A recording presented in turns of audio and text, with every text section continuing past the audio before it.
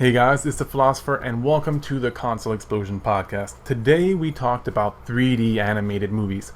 More specifically, why there aren't more mature-rated 3D animated movies in theaters and not going straight to DVD. You have the new movie Sausage Party coming out, which is probably the first mature-rated movie in a while to come out that's full CGI. But why do the masses think that only kids' movies can be made in 3D animated movies? So we talk about that and so much more in this episode. Thank you guys so much for watching, and I hope you enjoy.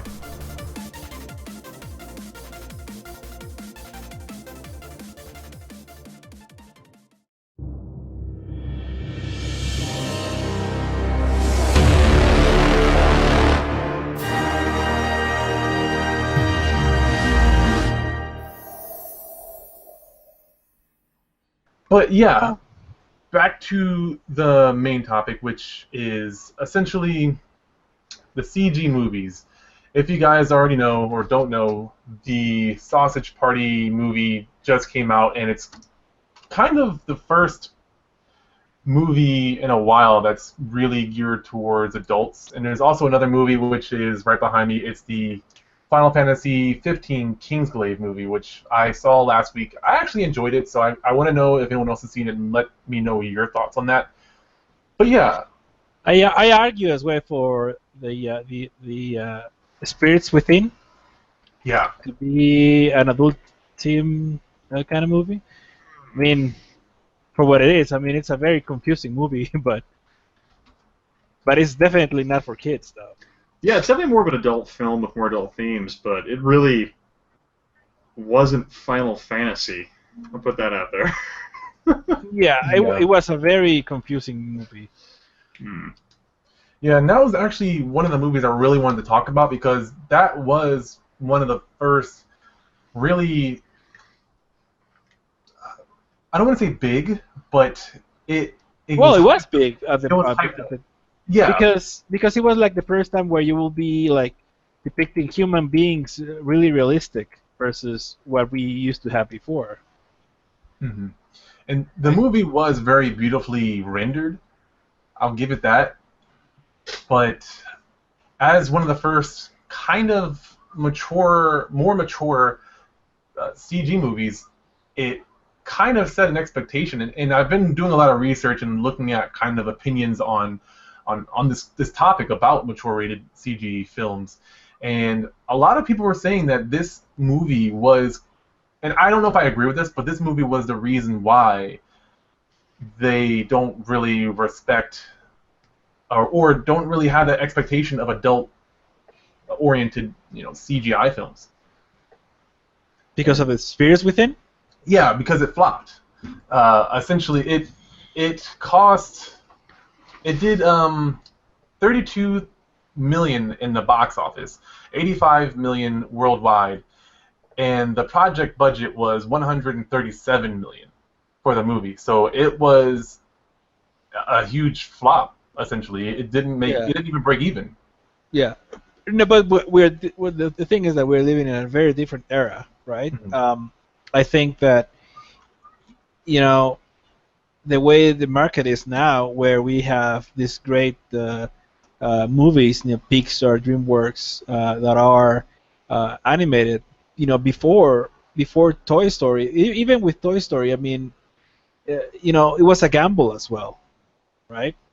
But now it seems that the market is well placed for that, where we have a lot of CGI movies that are meant to be for children, but adults can enjoy them as well, right? We have a lot of hidden themes that will go over the heads of small children, but yeah, I think Sausage Party, it's a good way to see that can be done nowadays, and I think we will see more and more of that in the future.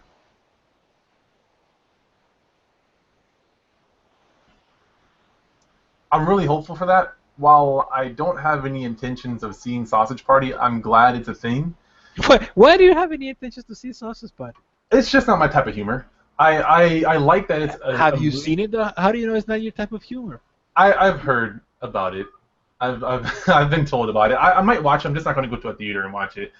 It I have not seen it though either, so I'm just I've saying. actually wanna give any heard that spoilers. the film Sausage Party actually has kind of deeper philosophical notions to it that actually surface what level. yeah. Surface level, it's very childish and kind of like ha See, ha that's ha dick joke, but apparently it has some deeper kind of That's what spiritual I've heard, connotations to it.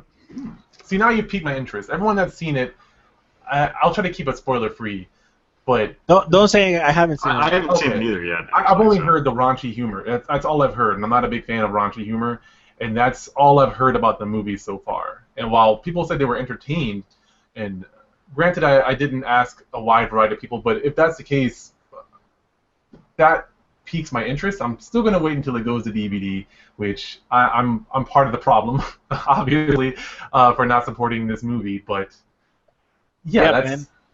I'm part of the problem that I'm complaining about or bringing to light. But yeah, that's something that's kind of interesting, and I can kind of see that because I know Seth Rogen's in it, and they do sort of have that weird like raunchy humor, but then trying to convey something a little bit deeper under the raunchy tones. Which, on the flip side of that, you mentioned Pixar and their movies, and something I can't argue them, or I can't really foul them for doing it this way because video games do the same thing, where they make a game or a movie that's as broad as possible. Like Wall-E for me is a really good example because it took me 4 or 5 years to watch Wall-E.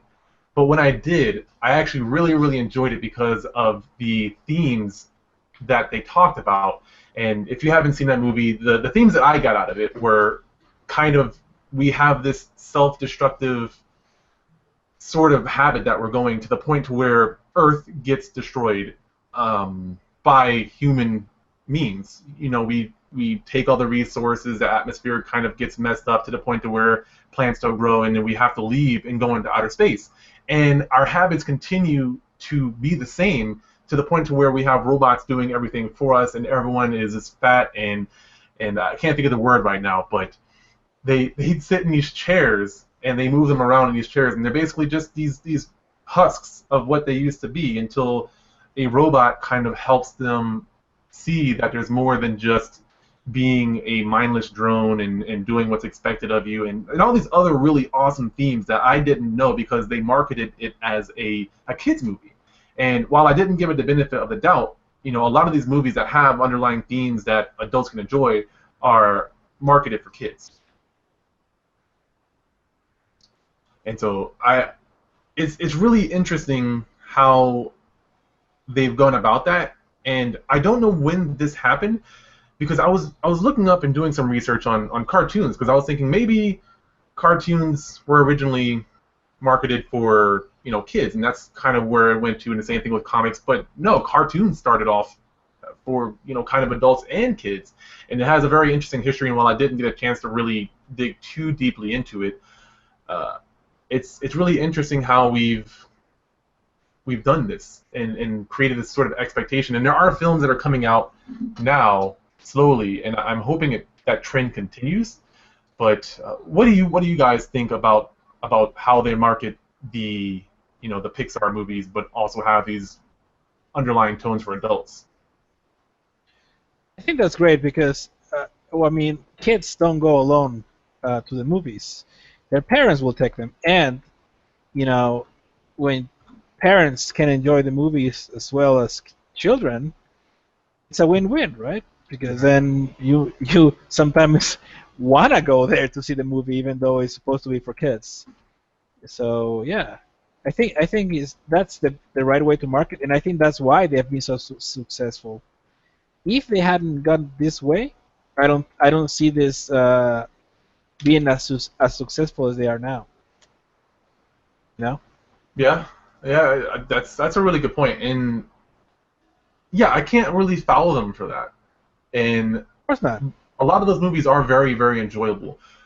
However, I would like to see more mature themes being brought up to where it's not so lighthearted. Not to say that these movies are lighthearted, because I've seen Up. No, let me rephrase that. I watched part of Up, but it was so depressing I never finished it. but I would like to see it done in a different style. There's different. Pixar has a very specific style, and I like that style. A lot of video games have kind of emulated that sort of animation style, but there's a lot of different sorts of CG rendering that can be done. Final Fantasy definitely has a different style. Sausage Party kind of went that Pixar-y style, which was very interesting. And to get back on to Sausage Party, something that's very interesting, and I feel like you might be right in where this might be the Deadpool of CG movies. The budget was only 19 million, which I find really interesting, and I kind of want to look more into that. But it made 81 million, so it's doing really well. It released on August 12th, so it still has a little bit more time in the theaters and making more money. And hopefully, this will kind of open the floodgates for different sorts of themes. Even. And while this is expensive to do, I understand that argument, and people will say, yeah, it's expensive to do, it's hard to do. I've seen a bunch of different arguments. I've seen people say that CG animation is crap or it's not respected in a mature manner. I've seen all kinds of opinions that I... Yeah, I mean, honestly, the medium doesn't really matter. The only thing that matters is the story and make compelling characters, compelling stories. I mean, you can do that in a fucking, flip book for all I care, right? If it's good, it's good. The medium, this idea that it's because it's fucking CGI, it's not good. It's ridiculous. Yeah, I agree. I don't know. People can be very closed-minded when it comes to things like this, and I don't quite understand. People are stupid then. You said that, not me, but I'm not saying. Of course I said it because it is true. Yeah, I'm curious what kind of films, or what could they do to really start to get more people to get interested in these sort of things? Like, what kind of movies besides? Like, I think Sausage Party kind of needed to happen because it's so. It's very simple. Just have compelling stories, compelling characters. That's all you need. You don't need anything else. Well, have you guys followed the Warhammer 40K CG short film that they're working on right now? I've heard of it, but I haven't followed it. Yeah, I mean that project they're working on, it's like an independent studio that isn't claiming any, they're not claiming ownership or whatever, and they're not trying to make a profit. But the work they're doing and the detail they're putting into this project is just insane. I think it's called like the Grand Inquisitor, or I think is what they're calling it. Mm-hmm. But it's an example of an R-rated kind. Well, I guess it could be R-rated, but kind of definitely a more adult-themed kind of CG film. And I guess the nice thing about CG films in the future is that you don't need a high-end computer graphics station to render these things anymore. If you have Blender and you're a talented enough individual and patient enough to focus on animation, you can do a lot of this stuff on your own. So I think in the next probably 5-10 years, you're going to have a lot of independent CG projects coming out that are going to be absolutely genre-defining. Because CG isn't necessarily just an adult or a kid-focused thing, but the benefit of what Pixar is doing is that when you have a film oriented towards a child-safe audience, it has a gigantic drawing, a draw factor that you can make a lot of money out of. I mean, there hasn't been a Pixar film yet that's made under $100 million going to the theater. So they know their market and they know they can make money doing it. And when they would you agree though that the only real reason why this is happening is because they are also catering to adults with their movies, and not only being kid movies, you know?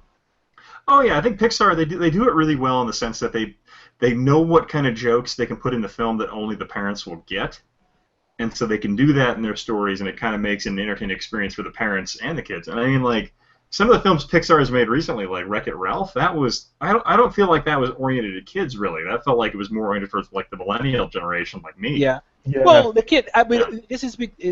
I'm talking with because. I have the experience with my nephew and niece. Well, she is now 13 and he is 7. When did the movie came out? It was like 2012, I think. 2012, yeah. So they were even smaller, right? Littler. So when I took them to see the movie, they were really, the small one was like, oh look, he was having fun with the Ralph character because he had big hands, right? I mean, it's I get what you're saying. It's really not cater.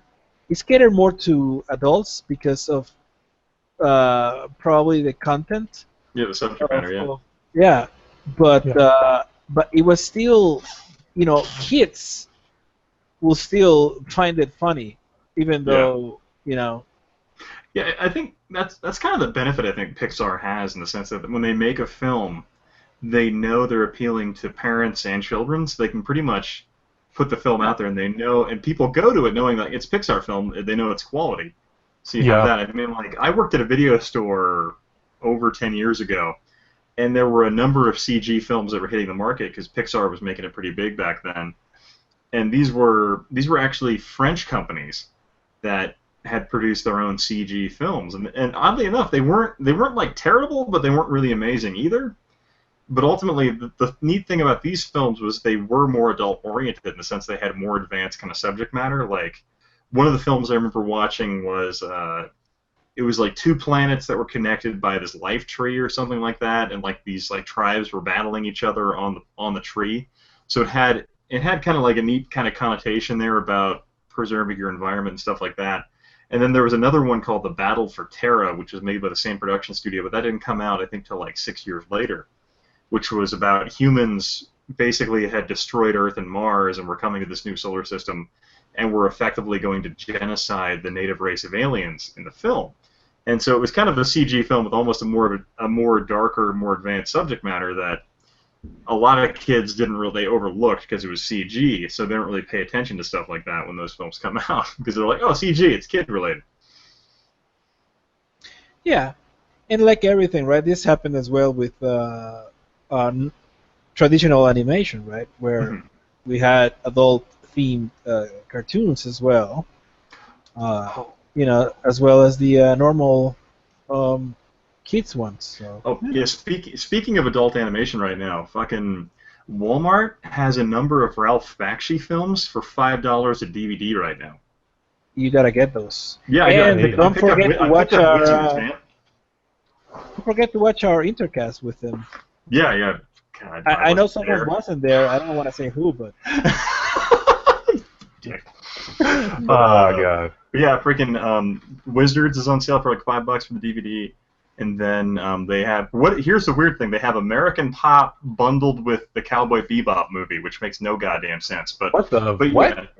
Yeah, I'm like, what? Why are those bundled together? But so they have American Pop in that one. So like, as far as adult animation, and that's what I fucking love the fact that like in the late '70s, American animators just went fucking crazy, and they had the freedom of creative input to make those projects like Secret of Nim, Plague Dogs, Watershed Down, Wizards. And they just had the freedom to make these productions, and also like Heavy Metal is a great freaking benchmark for what animation could do. Ooh. And those projects really didn't happen until after, like what? Since animation as an art form has been around, at least animation as we know it today has been around since like 1906. So it's been around for a long time, and it took like 70 years before animation was able to be produced on its own without any direct type of studio oversight to make these projects. Well, like I said, it's studio oversight, but they had the studio go ahead to make them. So I mean, it's only a matter of time until CG gets there, which it's already getting there based on the fact that people can do this stuff at home almost now. Yeah, and you raised a really good point that it almost mirrors gaming to me because of.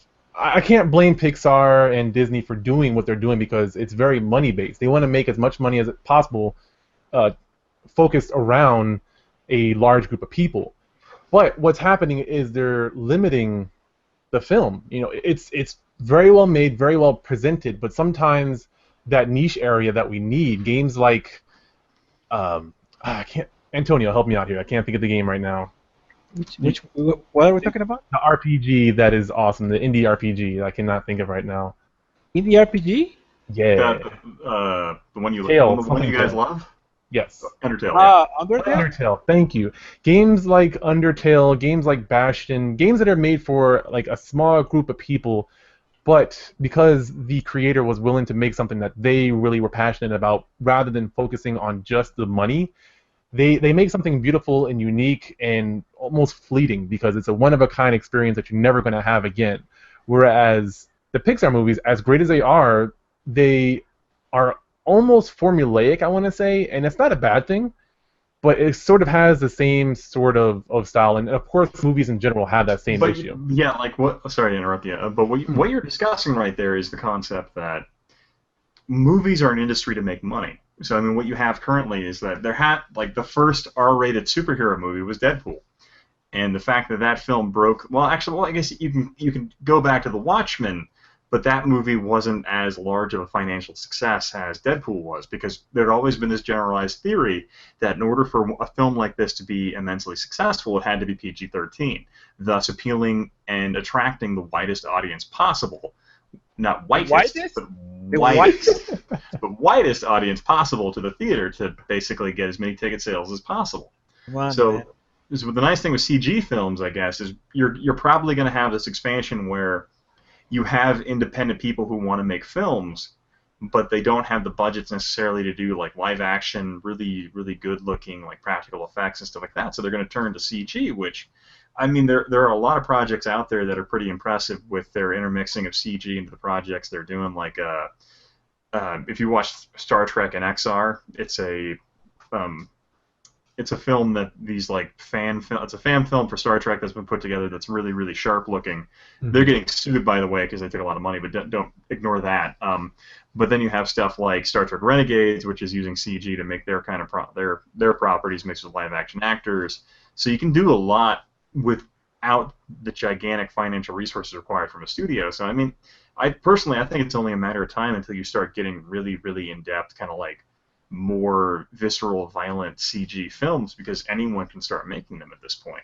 Yeah. But I mean, as far as a studio to put its stamp on like the first fully R-rated CG film, I think that might take a little longer because I think there is an associated social stigma saying that they are kids' movies at this point in time. But Yeah. that's not necessarily the norm. There's a few movies that I think are in the area that you're talking about, where they are primarily CG, but also have real humans in there. The first movie, which is PG-13, I think both of these movies are PG-13. It's the Warcraft movie, which that movie had a budget of 160 million, and it has a 47 million domestic total. So not too great. The other movie, which everyone knows, even if they haven't seen it, is Avatar. Blue People Avatar, not M. Night Shyamalan movie. That was terrible. I'm sorry. But Avatar, that movie made 749 million. Everyone knows that movie. It did really well. James Cameron. Um, that movie kind of helped define. It was primarily CG, but had humans in it. It wasn't full CG, but all the blue people for the most part were CG. The world was a lot of CG. It was very beautiful. I like the movie. I know there's a whole Fern Gully, Pocahontas bullshit. I enjoyed the movie. I liked it. Yes, I'm sure it was a rip-off of those movies, whether he wants to admit or not. But if you take that out of it, it was a very enjoyable experience, very beautiful. I have a bachelor's degree in animation and game design. I've been thinking about this question since I've been in college about the whole mature. For me, it just bothers me that people view CG movies as something for just kids. It's a very, very great medium. I'm telling you, they are stupid. Yeah. It's very simple because it's true, man. I mean, a good story is a good story. The medium is just a fucking medium, right? It's like saying, well, someone wrote a fucking fantastic book, but he wrote it in fucking pigskin instead of a normal sheet. I don't know. Would that make a difference? No, of course not. Of course it wouldn't. Because the story is a good story. That's what it matters. Well, you might have PETA trying to kill the readers. It's like the Undertale. Going back to Undertale. I mean, it's like the fucking graphics are shit, but the story is what makes the game, right? So if you don't play that game because it looks like shit, then I'm sorry to tell you, but you are wrong. It sucks. See, I think that kind of stems from the fact, like, I'm a firm believer in the sense that once you can start making something for the art of it, you can get some truly good projects. Like Undertale, it wasn't like he was getting studio funding or like that, or not studio, but like publisher funding to make the game. He just kind of made it on his own, and it allowed him to make the story he wanted to tell. And I think that falls into that definite kind of artist spectrum of when you're making something, so he can focus it and make it the way he wants it and tell the story he wants to direct. And I think the problem affecting CG films is that the more adult-oriented ones they've done, at least in the United States, that have come to theaters, have been just bad. Like, I mean, it's not to say like Final Fantasy Spirits Within was not a groundbreaking, attractive, visually stunning film. It was just a bad movie overall because it was just fucking dumb. And it's movies. It's movies like that that set the expectation of that form of that medium. Yeah, it set the benchmark for what you would expect from a CG film, and they did a great job. But ultimately, it's just like it fell flat in the sense that the story was terrible. And I'm trying to think of some other CG films, like I think Appleseed, like one of the last ones that came to the States that was like HD DVD like 10 years ago at this point. That one came out, and ultimately Appleseed fell short because it was just not a very good CG film. So I mean, there's a number of anime studios who have been producing their own type CG films, but unfortunately those don't translate very well to Western markets because those types of anime are very, very Japanese, and they don't kind of jump the cultural divide. Yeah, and you have perfectly got me to my next topic, which is the divide between expectations of CG animation in America versus countries like Japan, whereas they're already incorporating it into their anime, which we already know anime is not just geared towards adults. In America, kind of more so. In Japan, it's not just for kids, and they're already adopting that. Well, yeah, in Japan, anime is it's like a full genre of movie they do. Like, they produce anime all the time, so it's not like in America, when anime comes over, it's a very niche thing. But there, it's an entire industry, an entire film. It's like science fiction. It's like a genre of film they have. So it's very big there. And for them, CG integration into their anime films has been very... They've been doing it because it saves them man-hours, because ultimately animating a film is very labor-intensive. So the more they can do with a computer and make it look more animated, the better they're off they are, because it saves them those hours of having to draw it. Because they can do it with a computer that much faster and save the money and man-hours required. Personally, I think it's impressive when it's done right. I think one of the first animes to actually animate... I'm going to get ripped up by an otaku if I say anime, so anime to integrate CG... Anime, yeah. To integrate CG and animation pretty flawlessly was actually the Ghost in the Shell 2, which did a really good job of using sequences with 2D cells over the top. And it looked fucking stunning, but I thought it was a dumb movie overall, but it's visually pretty impressive, at least for Ghost in the Shell 2. Yeah, that's one of the ones I have not seen, but want to because I love the anime. Yeah, I love Ghost in the Shell 1, and then Ghost in the Shell Standalone Complex and Ghost in the Shell 2, just, I really don't like where they're going with it, so I'm like, I don't really like this that much. That's just me. So it's sounds like an uphill battle that 3D movies have.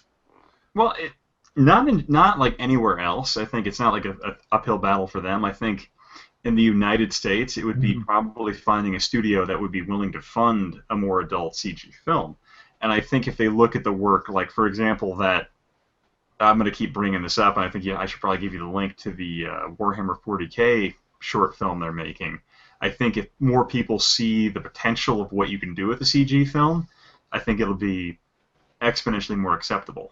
But yeah, I think what's going to happen, hopefully, is more people doing the indie thing. We have a lot of people doing all kinds of various indie sort of things, indie games, indie films, shorts and stuff. And there are a lot of good shorts out there, like that are either very beautifully animated, one of my favorite animations is actually Dead Fantasy. It's a combination. It's ongoing, or well, the animator died sadly, but it was an ongoing series of like a what if sort of scenario between the characters of Dead or Alive, the game Dead or Alive, the fighting game, and Final Fantasy. And so you have characters like Tifa, Lockhart, and Yuna, and Riku from Final Fantasies 10 and 7 fighting against Hitomi and a bunch of other characters from Dead or Alive. And it was there's no story to it. There's no story whatsoever, but it was a very beautiful world. The animations were great, and that's sort of that niche sort of thing I'm talking about where, no, the story's not there. But I love animation. I love watching characters be brought to life, and I love what-if scenarios. And for me, I love that series, and I was kind of, really bummed when the animator died. I can't think of his name to save my life, but he also was doing a series called Ruby for, I want to say... for Rooster Teeth. Rooster Teeth, thank you. Yeah. And, yeah, it's... And he's also very well known for that as well. I haven't gotten into that, but the story supposedly was really interesting. It was very anime, stylistic, CG, like cel-shaded sort of thing. And so you have these people that are growing, and I keep going back to Undertale because it may not be like super popular. The guy might not be rich right now, but the people who played that game loved that game. The people who liked that game, it's not just, oh, that was a good game. It's a fucking good game. You need to play it. You have these diehard fans. You have Antonio, you have Tyler, all these other people that, I see the reviews, and it's a great game. And while I do intend on playing it, I haven't played it yet. We need CG films, we need animators and modelers and story writers to come together and to make these indie films because. Yeah. But you know that this game was made by only one dude, though. Yes, I know. One fucking dude did this. It's fucking amazing. And the I would say that the merits of the game lie a lot on the expectations, if it makes sense, because again, this game is made specifically for people that have been gaming for a long time. And when you have been gaming for a long time, you kind of have expectations for what the game is going to be, right? I mean, there's very few surprises in terms of the mechanics of what can happen on the game, right? But this game expects you to expect certain things of an RPG, if it makes sense, right? And it says, nope, that's not how it is, and it throws everything out the window, and it's really, really cool to see that happening on the game. That's what I like the most. But to answer the question in the comments, one of the things that I do really love about animation, in a sense, is that I think in the last 15 years, when The Matrix came out, they commissioned the Animatrix, which was basically a combined effort of different animators and animation studios to kind of put together short animated films about the Matrix. And something they did in that one was they had a lot of different traditional animation mixed with CG animation. They did a fantastic job. And what I loved about that was they brought in different studios. And if you want to compare that to what the film Heavy Metal did back in the 1980s, was that they brought on tons of different animators. Like, for example, this piece behind me in my image here is a local artist in Idaho who actually worked on Heavy Metal projects, and he also worked on Princess and the Frog. But so he was a more traditional animator, and it was really great to have those I would wish they would do more projects like that where they would bring on just animators to do these things, because the resulting work you get is just phenomenal. And I think it's only a matter of time before they start doing more CG kind of collection works like that. I would imagine probably in Japan they probably have stuff like that already. But the only one I can think of in the West currently is the Animatrix. But probably if we keep this trend going of animators being able to put these projects together, I think I can't wait. There's one other film that comes to mind, and it's not exactly the same, but it's Halo Legends, I want to say. Oh yeah, yeah. And That was another I example, actually. Yeah. loved that. I don't know if you can call it a film because it's a bunch of different scenarios Series going of on. short films, some different But studios, you know. So. yeah, I think Akira Toriyama, the maker of Dragon Ball Z, did one, which was pretty hilarious. I want to say if it wasn't him, it was someone who It was liked his style. he did it. Yeah, it was Spartan. Actually, that was the thing they put together in that film. That was the first time the DBZ team had gotten back together in like a decade when they did that project for that film. And I think that might have spurred on the later films like Battle of the Gods and stuff for DBZ later. Interesting. Because it Yeah, got them back together, but yeah. that's pretty cool. Yeah, I love that. If you like Halo and you have not seen Halo Legends, do yourself a favor and check it out. It's actually really cool. They go through the origins of the Arbiter. The Akira Toriyama one was awesome.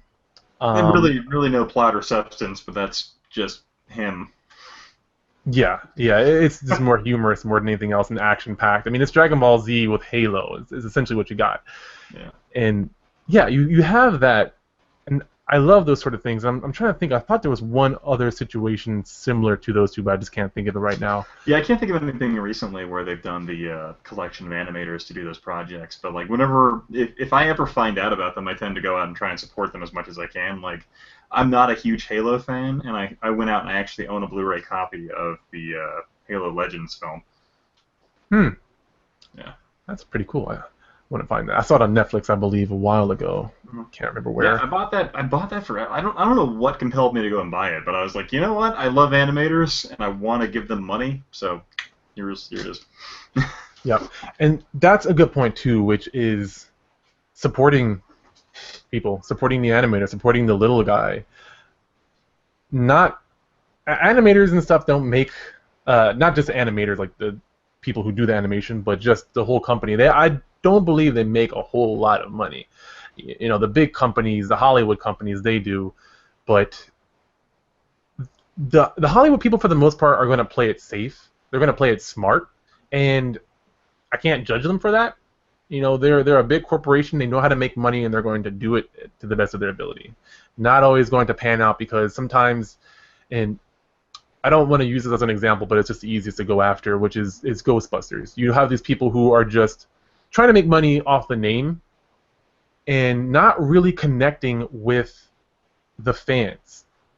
And that's what a lot of these movies seem to do. And I wish I knew more details about the producer, the director, the writers, and such, because it seems like a lot of these movies, a lot of video game movies, a lot of cartoon full-length movies or things of that nature, they never do well because they don't connect with the fans. They have an established fan base, but they try to do the whole play it safe and cater.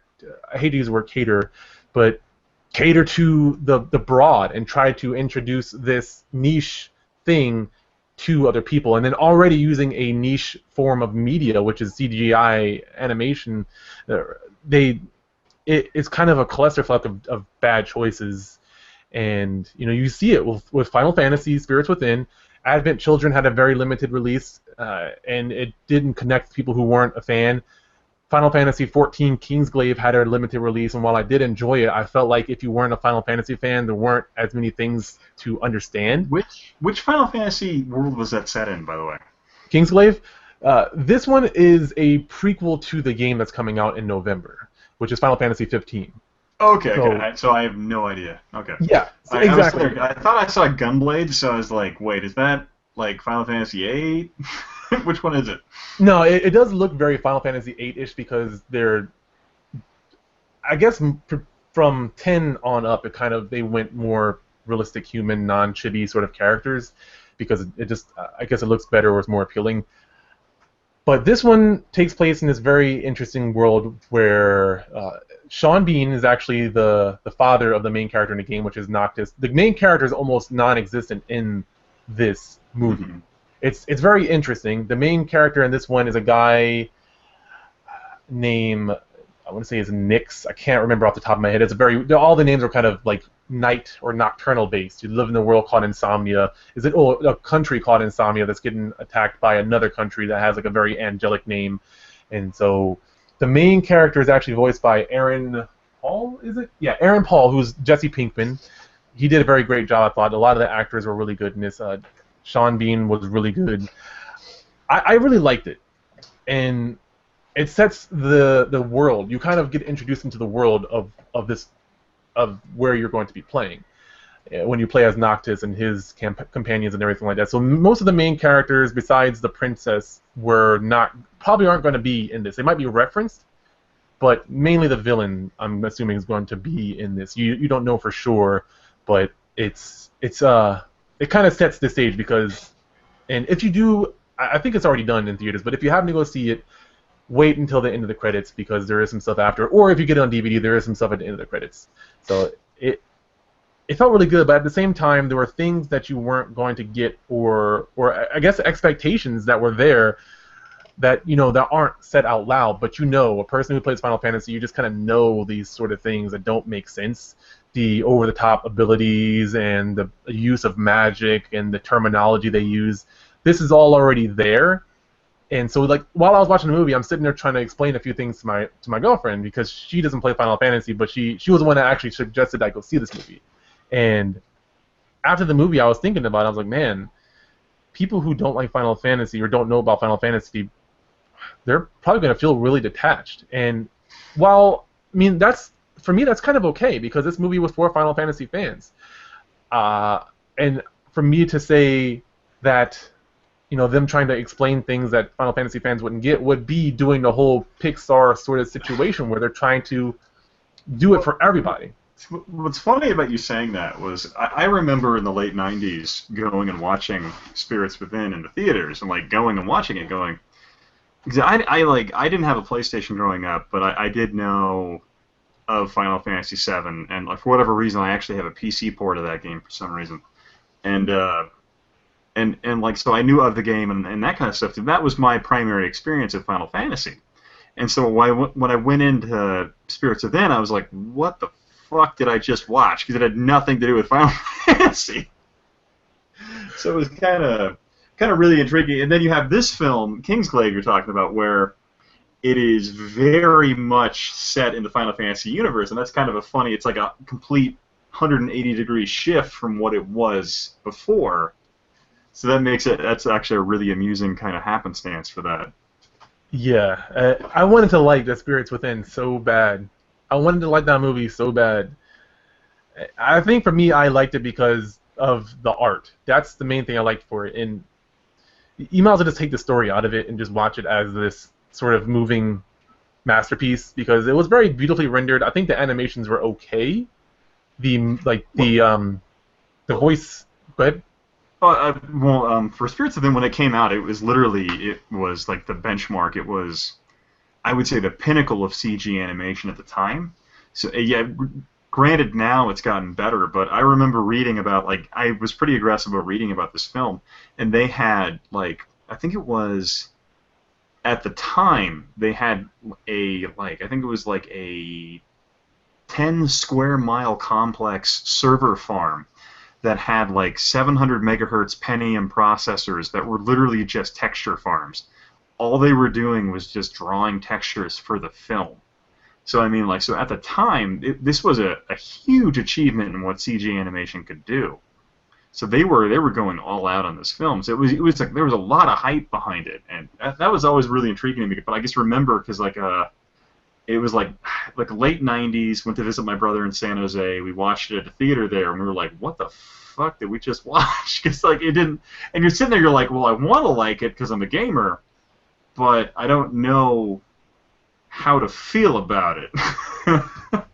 Yeah, it kind of puts you in this awkward situation where you kind of want to support what you love, but at the same time, you want to be honest with yourself. Otherwise, you're just a fanboy. Yeah. It's kind of like what you had, the same with the Mario Brothers movie. Essentially, you're like, what the fuck? Yes, exactly. I wanted to love that movie so bad, and I was in denial for a long time because I like John Leguizamo too. Well, you know what's funny about that is I still it's a guilty pleasure of mine. I really like that movie just because it's Mario Brothers, but it's like Mario Brothers through an abstract filter. Because a lot of the stuff is there, if you think about it, how they approach the problems that King Koopa, even though he's supposed to be Bowser, he shoots fireballs, and in the last part of the movie, he's shooting fireballs from his flamethrower. So I'm like, you know, that's actually kind of amusing that they got that. And the fact that Mario is battling him on this like conveyor belt, kind of like the last level of the game, you know, when you got to get the axe and drop it on him. And I thought that was kind of funny how they at least incorporated those very abstract elements, despite the fact the film was a bit of a train wreck. But I don't know, I really liked what they did there, where Spirits Within was kind of this film where like literally they're like, we just got money to make a Hollywood movie. And I can see like a bunch of Japanese guys going, let's make a Hollywood movie, and they like immediately just run off with their imaginations, and then they just totally follow through with it because no one's paying attention to what they're doing, because they literally got a blank check from Sony. Yeah, I would love to sit in on some of these like conversations that developers or producers and people have with some of these movies. Mm-hmm. Well, one of the things I would just love to be in some of the meetings with like Japanese executives, because there is a cultural difference there. And so I'd be really amused to see to see and hear what they would think would do well with an American audience. Because I mean, like one of the big things about like the Mario Brothers movie was that Nintendo Japan was like, hell yeah, we're gonna make an American Hollywood movie. It's gonna be great, and they just did it without any consideration. And it was just, I would really love to see that conversation going on in real time. Did they make a Japanese version, or is it the same movie? No, same movie. It was this like. The problem with the Mario Brothers movie was they hired writers to write it, then they fired those writers, and they brought in new writers to work with what was left, and then those writers finished it, and then they left, and then they hired writers to rewrite it, and then they're like, oh, what have we done, and tried to bring back the original writers that wrote it, but they were busy, and so they brought in different writers to fix it. So literally, it just became this gigantic gargled mess, and I'm not even making up the number of different writers they had on the film, so it's really amusing stuff there to see what would have happened there. But you know which one I would like to be on those meetings, just to kill everyone there. The meeting for the fucking Dragon Ball movie, Evolution. Oh my god! What? I never even heard of that movie. What are you talking about? Wait, Dragon Ball Evolution, the live action. It will be like this. It will be like this. Or are you just denying it? Okay. I'll be at the fucking meeting there, and I don't know if anyone here plays Overwatch, but I'll be fucking Reaper with Death Blossom ready, and I'll be just like, die! Kill fucking everyone there. There you go. Probably Overwatch, yeah. I'll admit it, like, what was it? I rented that movie and I was watching it with friends, and we decided to start, every time we felt like stupid while watching it, because like this movie's terrible, we just started drinking. So like we were drinking 40s. I would have died the first 5 minutes. Yeah, we were drinking 40s, and I'm pretty sure I blacked out like halfway through, because I remember him getting to some martial art camp, and then I don't remember anything after that. It's probably the best. That's to me by far the worst adaptation of anything ever. I know, because like, have you seen because there was the live action adaptation of Fist of the North Star. Did you ever see that one? No. Which even then, that movie was fucking stupid. It still wasn't even close to how bad Dragon Ball Evolution was. Which Dragon Ball Evolution is the worst adaptation of everything in the world ever. Street Fighter Chun-Li was pretty bad too. Yeah, that one. No, but it's fun. That one you can watch and still be funny. Not the Van Damme one. Not the Van Damme one. That was a goddamn masterpiece. Like, no, you lost the balls. That's funny. It's a funny movie to see now. But Dragon Ball Evolution is not even funny. You can't even laugh about the stupid things that happen there. It's just it tries to be so serious. In the Street Fighter one, it doesn't really try to be that serious, which it's in my book it's a great thing to do when you know the movie is a piece of shit, right?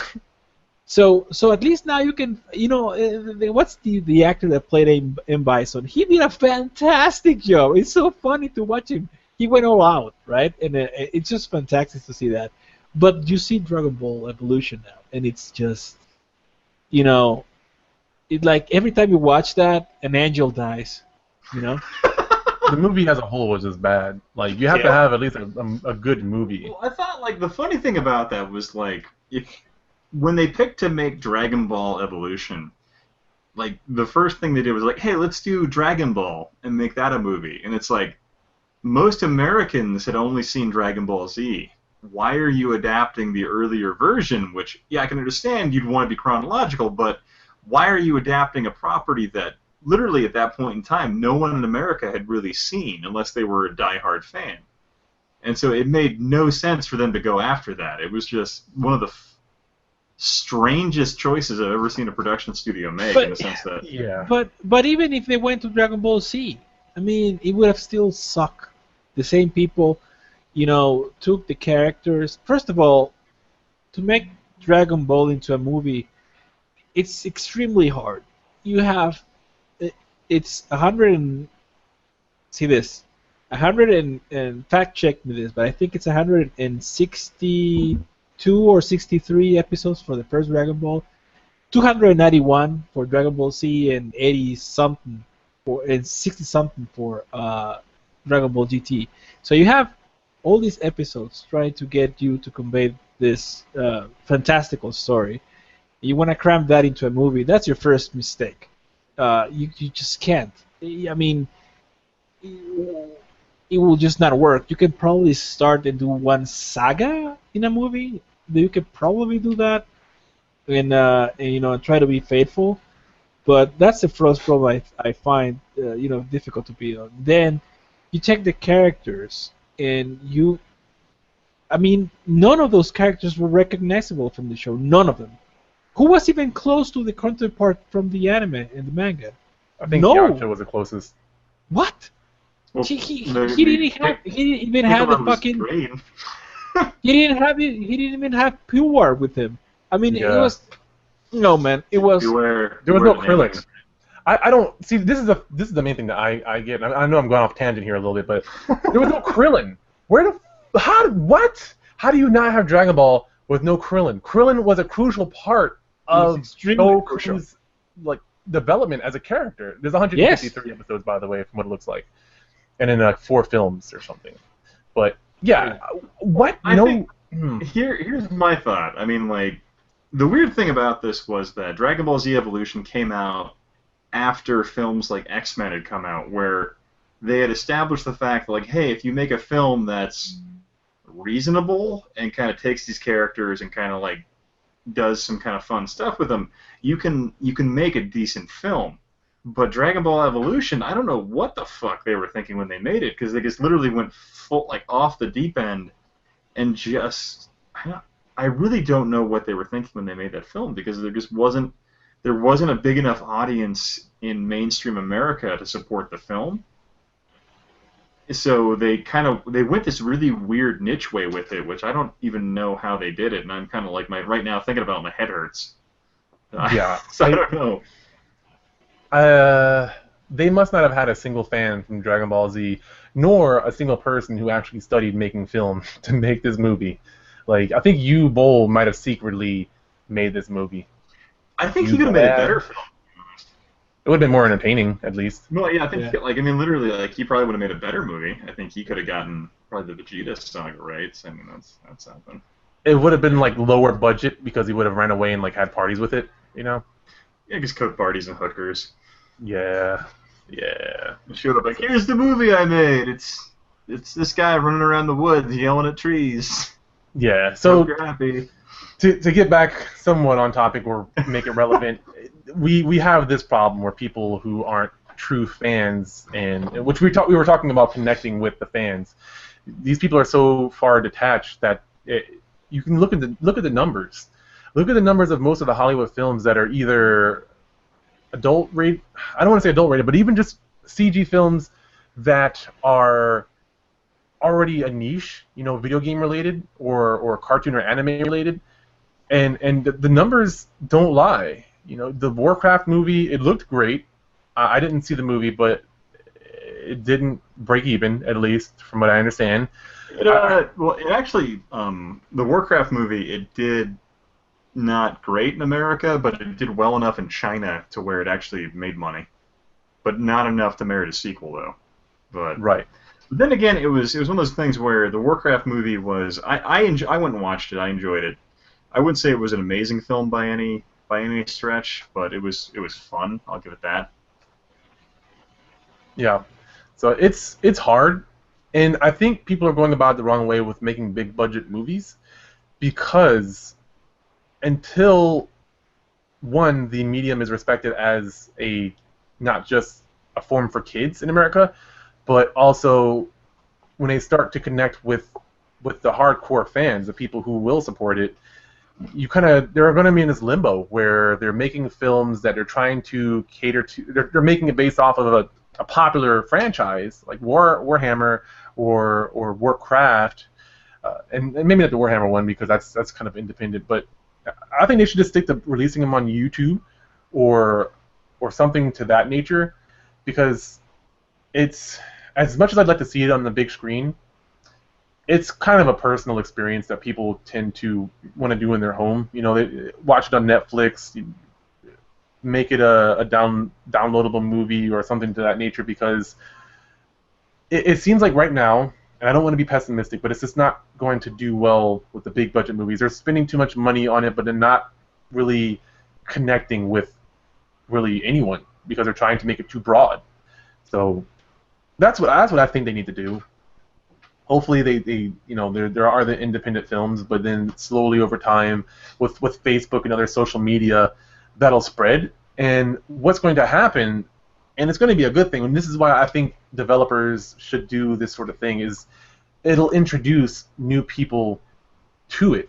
Like, for example, The Watchmen. I love the movie, and I know we had a podcast about this where I had a fan of the graphic novel come onto the show and tell me why it was a bad movie and why he didn't like it, and he had very, very valid points, and I didn't disagree with anything that he said. But because of the movie, I bought the graphic novel and enjoyed that form. And while I don't know who the money went to, I got to experience the medium, the form in its original shape, and really got to enjoy that. And I think that's what's going to happen, is people being introduced to these original forms. You know, if you make a Warcraft short and it spreads on Facebook, people are like, what the heck is this? This is kind of cool. What's this about? You know, they get into either the video games or the tabletop. Or maybe even read some of the books that are out there, because it's a very interesting lore. I know there's a lot of different stories to the Warhammer 40K, stuff like that. But that's what's really cool. Is I've been introduced to a lot of different games and comic books and other things because of people doing a new rendition. Marvel vs. Capcom 3 is another one. Doctor Strange, Rocket Raccoon, Nova, all these characters were introduced to me because even Deadpool, Black Panther, Marvel Ultimate Alliance, those games were fantastic.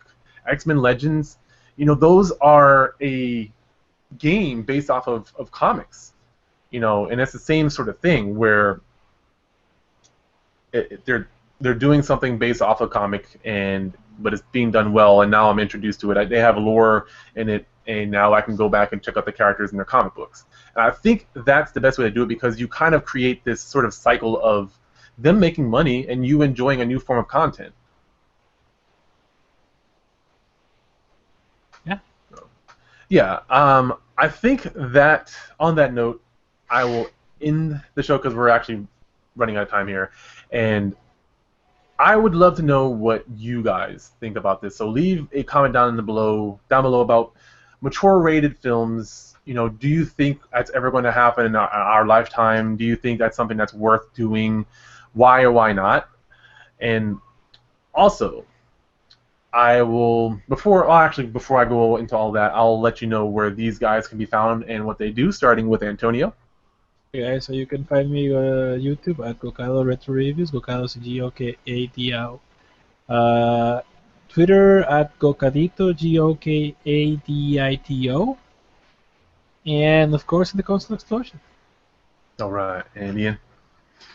You can find me at w.historicnerd.com, or if you go to YouTube, you can find me at w.youtube.com/historicnerd. Or if you want to talk to me directly, you can talk to me on Twitter at historicalnerd. Or you can find me in the consoleexplosion.com. Either of those places are effective. So like. But as always, I'm your host, The Philosopher. You can find me on Facebook.com/philosopher.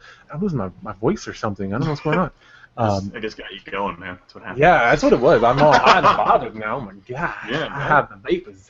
But yeah, youtube.com/The Philosopher, and of course theconsoleexplosion.com. But we do also stream over at theconsoleexplosion.com and twitch.tv/theconsoleexplosion.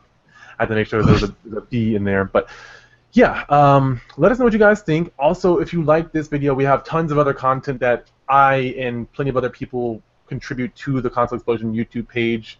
So go ahead and hit that subscribe button if you liked what we talked about and want to see other videos like that. Like this video, and as I mentioned before, leave a comment down below and let me know what you guys think. Yeah, and also if you found adult-related CG films that you want to talk about, please let us know, because we're probably interested in watching them. Especially if they have sex. Oh, that too, yeah, or the Overwatch-related ones. I'm sure Antonio would love that. I love that. Yeah. Yeah. Yeah. Thank you guys so much for watching, and we will see you in the next one. Bye, some monkey penis.